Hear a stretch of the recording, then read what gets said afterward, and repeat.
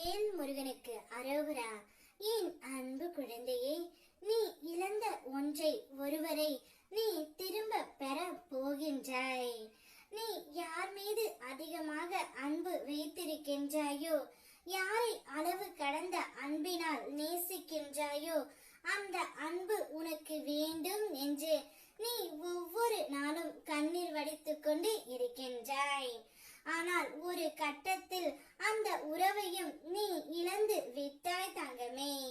நீ அனைவரின் மீது நாளுக்கு நாள் அதிகமாக அன்பை அதிகமாக செலுத்துகின்றாய். உன்னுடைய அன்பை அவர்கள் ஆயுதமாக பயன்படுத்துகின்றார்கள். உன்னை சுற்றி இருக்கும் அனைவராலும் இது நடக்கப்படவில்லை.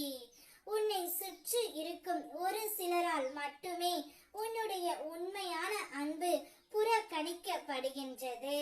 உன்னுடைய வாழ்க்கையில் நீ போதும் என்று சொல்லும் அளவிற்கு பல கஷ்டங்களையும் பிரச்சனைகளையும் துன்பங்களையும் துயரங்களையும் ஏமாற்றங்களையும் சந்தித்து விட்டாய் தங்கமே.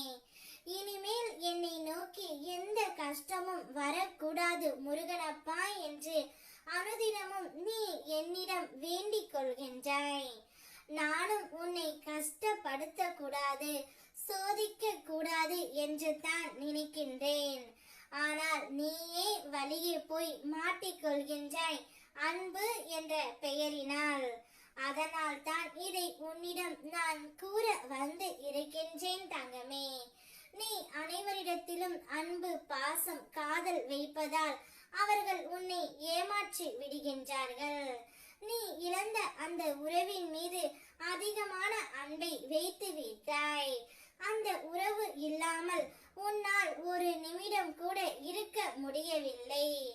அனுதினமும் என்னிடமும் வேண்டிக் கொள்கிறாய், அந்த உறவு எப்போது வரும், என்னை பார்க்கும் என்று.